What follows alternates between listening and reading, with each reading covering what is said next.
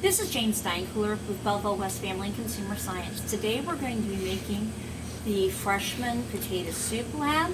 We're going to start by putting in the butter. It is 8 tablespoons, which is also an entire stick of butter. And we're going to go ahead and put that over medium heat and let that start to melt. Once our butter has melted, we'll be adding our celery and letting that cook for approximately 2 minutes. You have the recipe uploaded onto a document, but also you will find a copy of the recipe at the end of this video.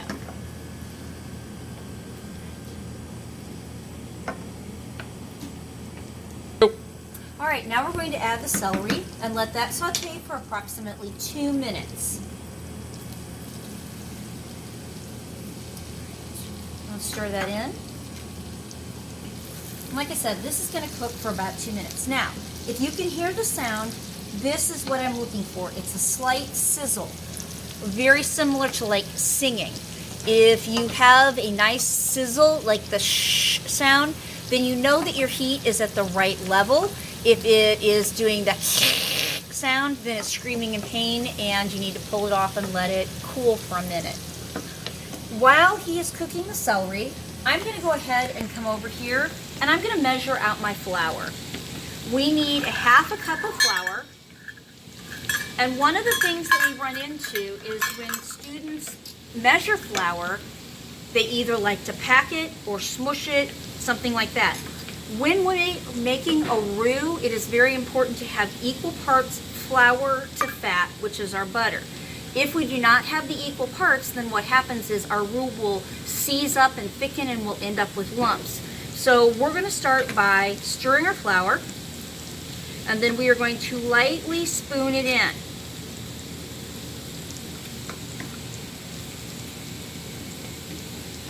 Alright, we'll actually overfill the cup a bit, and then we will pull back and push forward, making sure there's no holes, and there we have a half a cup of flour.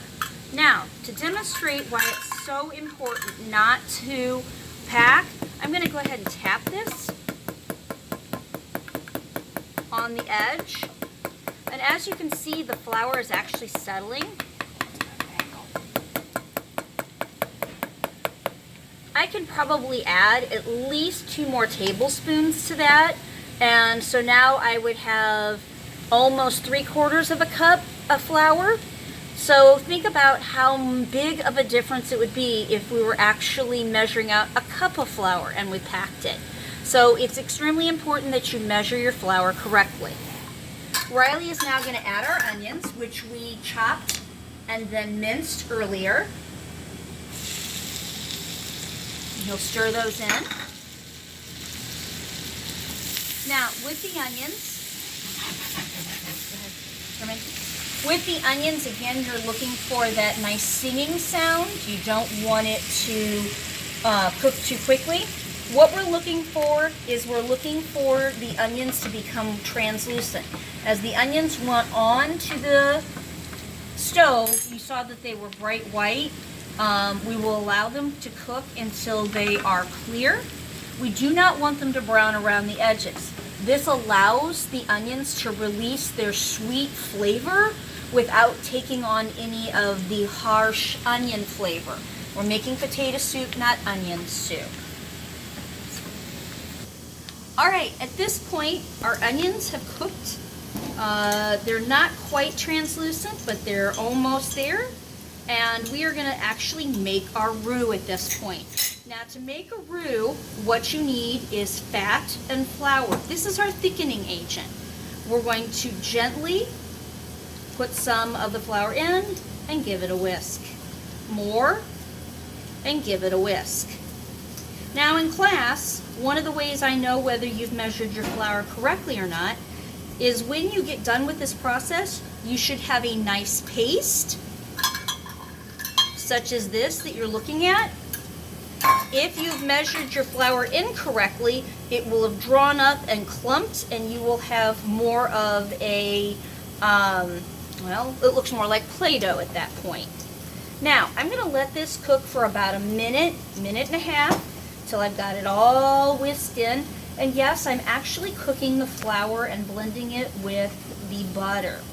Now, on your recipe, it does say to add the milk first. This is one of the things that we will change. We're going to add warm chicken broth, and we're going to add a little bit of time as I whisk it in. Here again, we want to make sure, come on, more.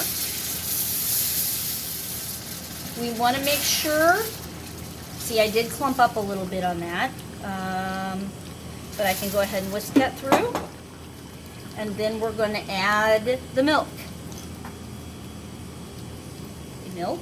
We're going to add that in. And then we're going to get a nice, smooth blend. Now, it looks very loose. This is not a potato or cream soup yet.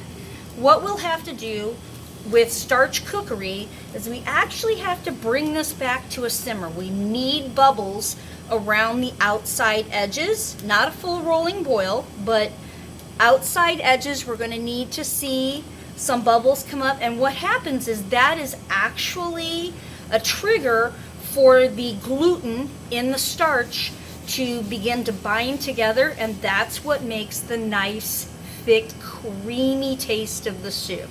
All right, but if we don't bring it back together, or we don't bring it to that simmer, I can stand here and stir and stir and stir, and I'm never gonna get there.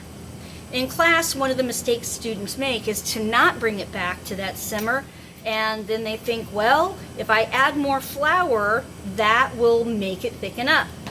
Unfortunately, what that does is it adds the flour without being cooked, and they now have floury potato soup or starchy potato soup.